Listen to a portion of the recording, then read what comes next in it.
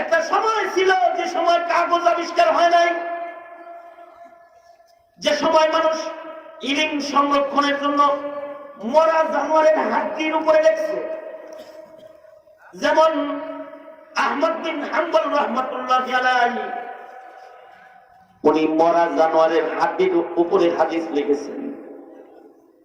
মানে কাগজ নেই, কিসের ভিতরে লিখবে? কত কাগজ ছিল না, গাছের পাতার ভিতরে মানুষ লিখত। মরা জানোয়ারের, মৃত জানোয়ারের হাড্ডির ভেতরে ধারালো জিনিস দিয়ে হাদিস লিখে রাখতো। এমন আমল যখন ছিল ওই সময় বড় বড় মুহাদ্দিস যারা, ওনারা হাদিস মুখস্থ করত। কারণ মুখস্থ করা ছাড়া হাদিস সংরক্ষণের তেমন ওয়াসাইল তাদের সামনে হাজির ছিল না। ব্রেনের পাতার ভিতরে তারা হাদিস আটকাইত। ওই সময় হাফেজে হাদিস পাওয়া যেত, হাফিজুল হাদিস, লাখ লাখ হাদিস মুখস্থ হয়েছে। ইত্তাকুল্লাহ, ও ঈমানদারেরা, তোমরা আল্লাহকে ভয় করো। আল্লাহকে ভয় করার মানে হলো, ও ঈমানদারেরা, তোমরা গুনাহ ছাড়ো। ভয় করার মানে কি বলেন? আওয়াজ করে বলেন, মুখস্থ করেন। ভয় করার মানে কি? গুনাহ ছাড়ো। সফলতা দিব শর্ত, 1 নাম্বার শর্ত, গুনাহ ছাড়ো। মুমিন গুনাহ করে সফলতা অর্জন করতে পারে না। যে মুমিন গুনাহ করে সে মুমিন তার ঈমানের সাথে গাদ্দারি করল। ঈমানদারের ঈমানের 1 নম্বর শুকরিয়া হলো গুনাহ বর্জন করা। যে মুমিন গুনাহ করলো সে ঈমানের সাথে নেমক হারামি করলো। এই কারণে হাদিস শরীফের ভেতরে আল্লাহর রাসূল বলেন, গুনাহ করলে পরে মুমিনের ঈমান ঈমানদারের সাথে থাকে না। এই কারণে আহলুস সুন্নাত ওয়াল জামার আকীদা হলো, গুনার হালতে যদি কারোর মৃত্যু হয় তাহলে তার ঈমান নিয়ে মরণ হয় না। কারণ গুনার হালতে ঈমান মুমিনের সাথে থাকে না। গুনার হালতে মৃত্যু হলে ওই মুমিনের সাথে ঈমান থাকেই না, ঈমান নিয়ে তার মরণ হয় না, খাতেমা বিল খায়ের তার নসিব হয় না। আর গুনাহগার মুমিনের পরে আল্লাহর রহমত ঝরে না। মুমিনের উপরে সবসময় আল্লাহর রহমতের নজর করেন। গুনাহ করার সাথে সাথে এর নজর আল্লাহ পাক উঠায় নেন। সঙ্গত কারণে গুনাহ জারি রাখা কোন মুমিন সফল হতে পারে না। এজন্য আল্লাহ পাকের 1 নাম্বার নির্দেশ, গুনাহ ছাড়ো। হাকিমুল উম্মত মুজাদ্দিদুল মিল্লাত শাহ আশরাফ আলী থানভী রাহমাতুল্লাহি আলাইহি বলেন, গুনাহ ছাড়ো তার মানে হলো যে সকল ইবাদতগুলো করা আল্লাহ পাক ফরজ করতেন ওই ইবাদতগুলো আদায় করো। আর যে সকল কাজ করা আল্লাহ হারাম করছেন তার থেকে নিজেরে বিরত করো। এই 2 ধরনের কাজের মাধ্যমে যারা গুনাহমুক্ত থাকবে, কারণ ফরজ ইবাদত ছেড়ে দিলে গুনাহ হয়, নিষিদ্ধ কর্ম সম্পাদন করলে গুনাহকে কবিরা হয়। এই 2 কিসিমের কবিরা গুনাহ থেকে আল্লাহ পাক বাঁচবার জন্য মুমিনকে নির্দেশ করেছে। তাই না যে সকল মুমিন নামাজ পড়ো না, তারা কি আল্লাহর নির্দেশের ভেতরে আছে না বাইরে আছে? বেনামাজি কোনদিন সফল হতে পারেন? কথা বলেন। বেনামাজির কাছে রহমতের জিনিসটাই মজুদ করতে হবে। বেনামাজির দোয়া কি কবুল হবে? বেনামাজির পরে আল্লাহর রহমত বর্ষণ হবে। যে মুমিন রোজা রাখে না ও মুমিনের পরে কি রহমত আসবে? যে মুমিন ফরজ ইবাদত হজ যাকাত আদায় করে না তার উপরে তো লানত আছে। আল্লাহর রাসূল বলেন, যারা ফরজ হজ আদায় করে না তাদের ব্যাপারে আল্লাহর নবী বলেন যে ফরজ হজ করে না ও ইহুদি হয়ে মরুক, নাসারা হয়ে মরুক, আমি নবীর কিছু আসে যায় না। এখন এই ইবাদত যা আল্লাহ ফরজ করেছেন ওগুলো হিফাজত করার মাধ্যমে গুনাহ মুক্ত থাকতে হবে। পাক নিষেধ করেছেন। জেনা করতে মানা করেছেন, মদ পান করতে মানা করেছেন, মিথ্যা বলতে মানা করেছেন, গীবত শিকায়াত মানা করেছেন, হারাম খাইতে মানা করেছেন। এমন যত আল্লাহ পাকের নিষেধাজ্ঞাগুলো আছে ওর থেকে নিজের হেফাজত করতে হবে। যদি এই দুই হেফাজত আল্লাহর ভয় দিলে নাই খেয়াল কোন মুমিন করে, তাহলে ওই মুমিন যদি নফল নামাজ জীবনে নাও পড়ে, ওই মুমিন যদি নফল জিকির নাও করে, ওই মুমিন যদি ডেলি কয়েক পারা করে কোরআন শরীফের তিলাওয়াত নাও করে, যদি কোন মুমিন গুনাহমুক্ত জিন্দেগি বছর পড়ে, তাহলে এই মুমিনকে আল্লাহ পাক আশা করা যায় ফেরদাউস জান্নাতের মেহমানদারি করবে। সুবহানাল্লাহ। আওয়াবিন চাষ তাহাজ্জুদ, আওয়াবিন চাষ তাহাজ্জুদ এগুলো যদি নাও করে কিন্তু গুনাহ করে না, নফল ইবাদত যদি নাও করে কিন্তু গুনাহ করে না, তাকে ফেরদাউস দেওয়া হবে, নিরাপদে জান্নাতুল ফেরদাউসে পৌঁছে যাবে। এজন্য কুম্মতে নেকি নাদারি বদমকুন, ভালো করতে নাই পারো মন্দ করিও না। আল্লাহর পক্ষ থেকে যদি সফলতা পাইতে চাই, তাহলে আল্লাহর জমিনে গুনার দ্বারা জুলুম না করি। ইনশাআল্লাহ বলেন, জোরে আওয়াজ করে বলেন, চিল্লায় বলেন ইনশাআল্লাহ। আর নামাজ ছাড়বো না, ইনশাআল্লাহ বলেন। ওয়াদা করলেন তো? আর নামাজ ছাড়বো না, আর রমজানের রোজা নষ্ট করবো না, আর ফরজ হুকুম লঙ্ঘন করবো না, আর মিথ্যা কথা বলবো না, আর গীবত করবো না,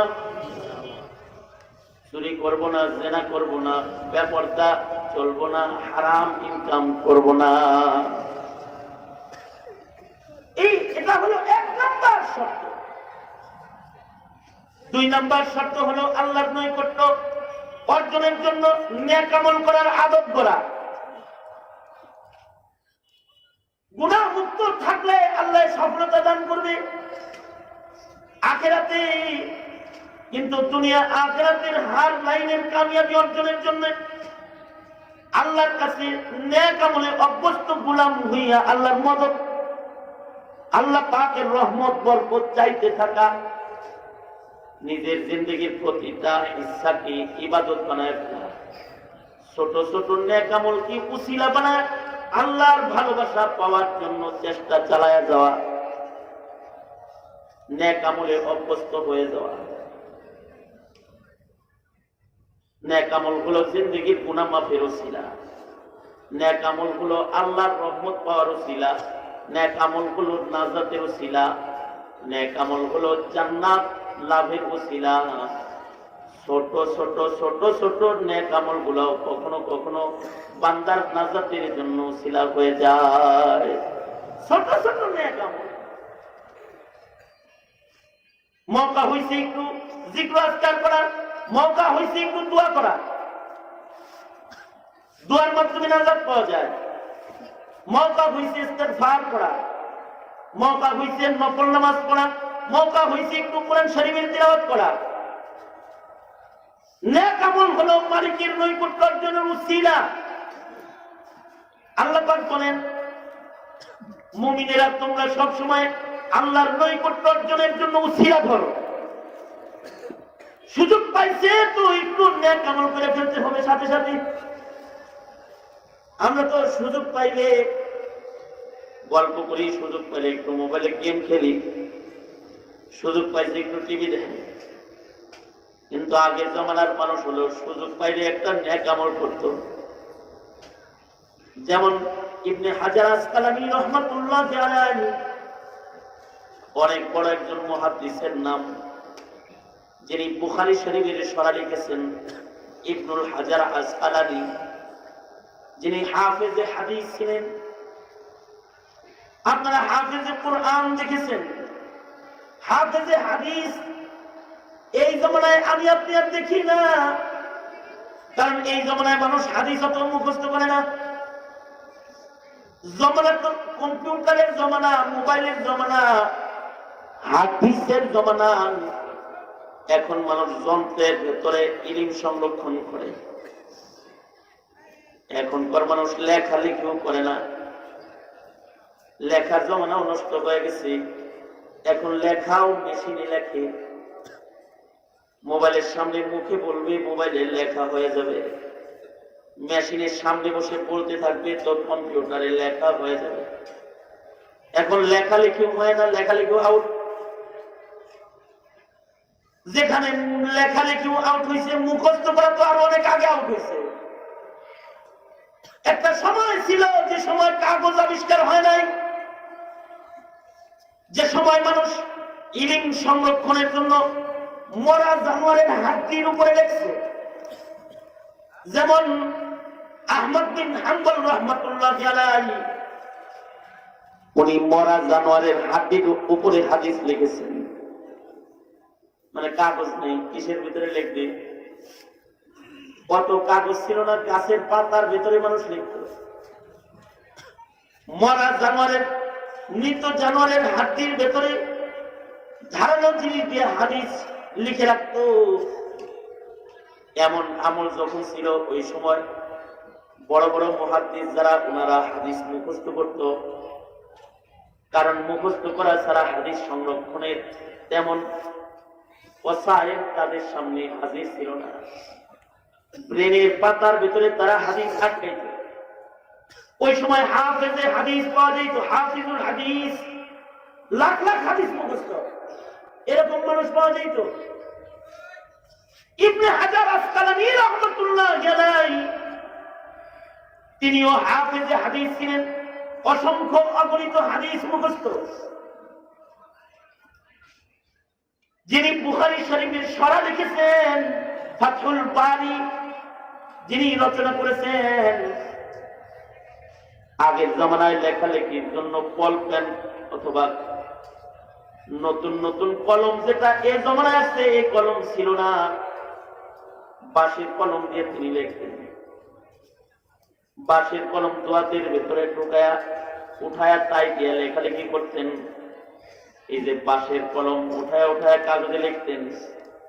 লিখতে লিখতে লিখতে লিখতে যখন বাঁশের কলম বোতা হয়ে যেত, বোতা হয়ে গেলে কলমটাকে আবার ঠিক করা লাগতো, ধারালো করা লাগতো। এই যে কলমটা ধার দেওয়া লাগতো, কলমটা ঠিক করা লাগতো।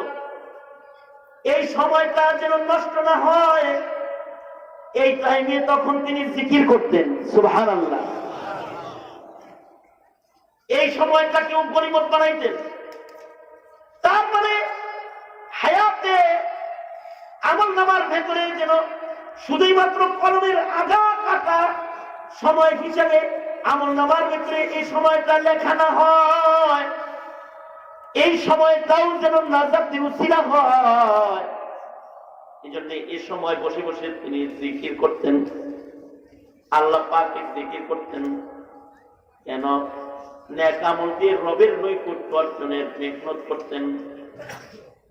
আল্লাহ পাকের নির্দেশ এটা, ওয়াবতাগু ইলাইহিল ওয়াসিলা, আল্লাহর নৈকট্য অর্জন করার জন্য তোমরা উসিলা ধরো। বিভিন্ন আমলকে আল্লাহ পাকের নৈকট্য অর্জনের উসিলা বানাও। তো আল্লাহর নৈকট্য অর্জনের জন্য উসিলা বানাইতেন, নেক আমলের উসিলা বানাইতেন। একটা সুযোগ পাইছেন যে কলম ঠিক করতেছেন, আর এর ফাঁকে একটা সুযোগ পাইছেন, ওই সময়টাকেও তিনি আল্লাহর নামের জিকির করে এই সময়টাকেও নাজাতের জন্য উসিলা বানাইতেন। এটা আল্লাহ পাকের নির্দেশ। 3 নম্বর, ওয়াজাহিদু ফি সাবিলি, মেহনত হবে আল্লাহর রাহে, আল্লাহর জন্য। মানব জীবনে আল্লাহর মেহনত করা, আল্লাহ পাককে সন্তুষ্ট করার মেহনত করে দেওয়া। এখন তো রাজনীতির মেহনত যত আছে, ব্যবসা বাণিজ্যের মেহনত যত আছে, দুনিয়ার আইশ নুসরতের মেহনত যত আছে, আল্লাহ পাওয়ার মেহনত অত নাই। আল্লাহর রাহে মুজাহাদা করা, মেহনত করা, এটা এখনকার মানুষের ভিতরে এই মেহনতের প্রবণতা খুবই কমজোর। ঘড়ির কাঁটা ধরে কিছু সময় ইবাদত করে বাকি সকল সময় নিজের জাতি কাজে শেষ করে দেওয়া, অথবা দুনিয়াবি লাভের জন্য বরবাদ করে দেওয়া।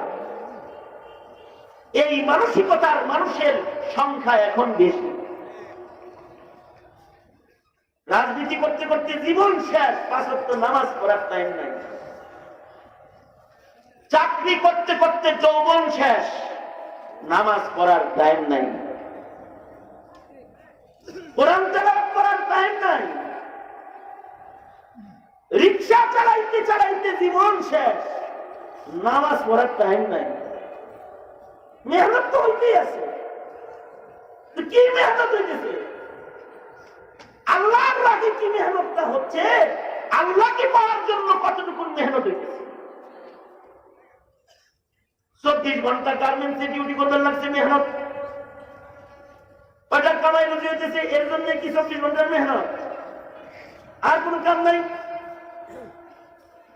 মানব জীবনের মেহনত হবে লিল্লাহ, আল্লাহর জন্য। মানব জীবনের মেহনত লিল্লাহ বানাইবার জন্যই তো আল্লাহ পাক মুহাম্মদুর রাসূলুল্লাহ সাল্লাল্লাহু আলাইহি ওয়াসাল্লামকে পাঠাইছেন। আল্লাহর নবী মুহাম্মদুর রাসূলুল্লাহ সাল্লাল্লাহু আলাইহি ওয়াসাল্লাম মানব জাতিকে মেহনতের তালিম দিয়েছেন, যে মেহনতটা আল্লাহর রাহে কেমনে করবে। কামাইটা কখন আল্লাহর রাহে কামাই হবে এটাও শিখাইছেন। ঘুমটা আল্লাহর রাহে হবে কেমনি এটাও শিখাইছেন। তরিকে কার লিল্লাহ, আল্লাহর জন্য বানাইবার সহজ তরিকা হলো নবীর সুন্নতের আমল নিজের জিন্দেগিতে ফিট করা। যদি নবীর রং কেউ নিজের জীবনের প্রত্যেকটা পরতে পরতে সেটা দেয়, তো তার জিন্দেগির সব মুজাহাদা হয়ে যাবে আল্লাহর জন্য। তার পোশাক পরতেছে এটাও আল্লাহর জন্য, খানা খাইতেছে সেটাও আল্লাহর জন্য, এমনকি বাথরুম করতেছে সুন্নত তরিকা লাগায় দিবে তো বাথরুমটাও হবে আল্লাহর জন্য। ঘর থেকে বের হইতেছে সুন্নত তরিকায় বের হবে, তো লিল্লাহিয়াত সেটআপ হয়ে যাবে সুন্নতের মাধ্যমে। তার জিন্দেগির যত মেহনত আছে সব মেহনত গুলো লিল্লাহ হওয়ার আসান তরিকা হলো ইত্তিবায়ে সুন্নাহ, নবী পাকের সুন্নত তরিকায় কাজটা করা। এই কাজটা লিল্লাহ হয়ে যাবে, আল্লাহর জন্য হয়ে যাবে। এই কারণে সাহাবায়ে কেরাম তাদের জিন্দেগির সকল কাজ সুন্নত তরিকায় করেছেন। যে কোনো কাজ সামনে আসলে তখন সুন্নতে রাসূলকে সামনে এনেছেন, সুন্নত তরিকায় কাজটা করেছেন। যে কাজটা সুন্নত তরিকায় হয় ওটা আল্লাহর রাহে হয়। এমনকি ওয়াজাহিদু ফি সাবিলিহি তরজমা যদি জিহাদ বলেন, জিহাদ, এই জিহাদটাও সুন্নত তরিকায় হওয়া লাগে। লাঠিলে খালি দুইকে বাড়ি শুরু করে দিলেই জিহাদ হয় না বেটা, সুন্নত তরিকায় হইছে। এরা সুন্নত তরিকায় জিহাদ করার জন্য ফাওকাল আনা তাবলীগে যে মাথার উপরে নাচছে সুন্নত তরিকায় জিহাদ করার জন্য। মুমিনদেরকে পুলিশেও তো মারে পায়ে, অপরাধীরা পুলিশে মারে কই? পায়ে মারে, রানে মারে, পিঠে মারে, অথবা নিতম্বে আঘাত করে। আর পাগড়ি মাথায় দিয়ে দিয়ে তাঁতিরা ঢুকছিল না ইস্তেমায়, এরা মারছে মাথায়, গাড়ির উপরে। ওরা মনে করছে সুন্নত তরিকায় মার দিচ্ছে। ঢাকা মেডিকেলে এক ডাক্তার বলে 750 রোগী দেখছেন, যে নিজে একা সবগুলোর মাথায় আঘাত। ছাত্র তালবে ইলম আলেম উলামা যত রোগী গেছে মুবাল্লিগ সব মাথায় আঘাত। আমারে জিজ্ঞাসা করছে, আমি মৌলানা মামুনুল হক সাহেব, হাসান জামিল সাহেব জিজ্ঞাসা করছে, হুজুর ওরা মাথায় মারছে না? হঠাৎ করে আমাদের সাথী হাসান উন্নত দিকে মারছে।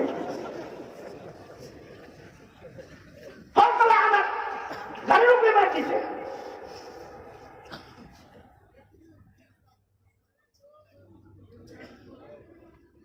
মুহতারাম হাজরিন, মানব জীবনের মেহনত সব সুন্নত তরিকায় করতে হবে। যদি জিহাদও করো তো সুন্নত তরিকায় জিহাদ করতে হবে। আন্দোলন করবা সুন্নত তরিকায় করতে হবে, লিবাস করবা সুন্নত তরিকায় করতে হবে, ব্যবসা করবা সুন্নত তরিকায় করতে হবে। ইত্তিবাই সুন্নাহ যাদের ভেতরে আসবে তাদের সব মেহনতগুলো লিল্লাহ হয়ে যাবে। এ কারণে সাহাবায়ে কেরাম তাদের জীবনে একটা সুন্নত কাজা করে নাই। ছোট ছোট সুন্নতকেও তারা হেফাজত করেছেন। আর আমাদের তো বড় বড় সুন্নতের হেফাজত নাই, টুপির হেফাজত নাই, পাঞ্জাবির হেফাজত নাই, দাড়ির হেফাজত নাই, ঘরে সুন্নত হেফাজত নাই, লেবাসের সুন্নত নাই, চলাফেরার সুন্নত নাই। কাফের মুশরিক বিজাতিদের স্টাইল আমাদের ভিতরে ঢুকেছে। আর সাহাবায়ে কেরাম তাদের জীবনে ছোট ছোট সুন্নত ছাড়ে নাই। দস্তরখানে একটা খানা পড়ে গেছে, এটাকে উঠায় খাওয়ার সুন্নতটাও তারা ছাড়েন নাই। এই যে সুন্নতের হিফাজত, এটা একটা মেহনত, এটা একটা মুজাহাদা। এই মুজাহাদাকে শিখার জন্য আমাদের বুজুর্গরা কিছু মুজাহাদা শিখাইছে। সুন্নি জিন্দেগি আসবে তোমার ভেতরে তো 40 দিনের জন্য মুজাহাদার জন্য তবলিগে দাও, একটু মুজাহাদা করো, চিল্লা লাগাও, সাল লাগাও, এগুলো মুজাহাদা। শেষ রাত্রে উঠে জিকির করো, 12 তাসবিহ টানো, মুজাহাদা। ইলমে দ্বীনের জন্য ঘর ছেড়ে মাদ্রাসায় অবস্থান করতেছো, খানা খাইতেছো, নিম্নমানের মুজাহাদা। আলেমে দ্বীন 5000 টাকা বেতনে এই যুগে চাকরি করে হায়াত মাদ্রাসায় কাটাইতেছে, মুজাহাদা। এগুলো মুজাহাদা। কখনো কখনো মসজিদ মাদ্রাসা বাদ দিয়ে রাজপথে দাঁড়াইতেছে, এটাও মুজাহাদা। কখনো কখনো মিছিল করতেছে, ইমানের কথা বলে, ইসলামের কথা বলে, এটাও মুজাহাদা। এই যে শীতের রাত্রিতে রাত 12টা পার হয়েছে, এখনো বসে রয়েছেন আল্লাহর জন্য, এটা একটা মুজাহাদা। চাটার ভেতরে বসে কাঁপতেছেন আর বয়ান শুনতেছেন, এগুলো মুজাহাদা। এই মুজাহাদা গুলো মানব জীবনে বাড়ায় দিতে হবে। যত বেশি এই মুজাহাদা গুলো আমাদের জীবনে সেট আপ হবে, তত আল্লাহ পাকের রহমত আমাদের উপরে আসবে। আল্লাহ পাক বলেন, ইয়া আইয়ুহাল্লাযীনা আমানুত্তাকুল্লাহা ওয়াবতাগু ইলাইহিল ওয়াসিলা ওয়াজাহিদু ফি সাবিলিহি। আল্লাহ বলেন, ঈমানদারেরা, ইত্তাকুল্লাহ, গুনাহ ছাড়ো, ওয়াবতাগু ইলাইহিল ওয়াসিলা, নেক কাম করা শুরু করো। নেক কামকে আল্লাহর নৈকট্য অর্জনের উসিলা বানাও। আর জিন্দেগিটা মুজাহাদা ফি সাবিলিল্লাহ, আল্লাহর রাহের মুজাহাদার রং। যদি এই 3 কাম তোমরা করতে পারো তাহলে লাআল্লাকুম তুফলিহুন, লাআল্লা ফি কালামিল্লাহি লিতারাজ্জিহি ওয়াল ইয়াকিন, নিশ্চিত সফলতার জীবন আল্লাহ পাক নিজে ওয়াদা করতেছেন।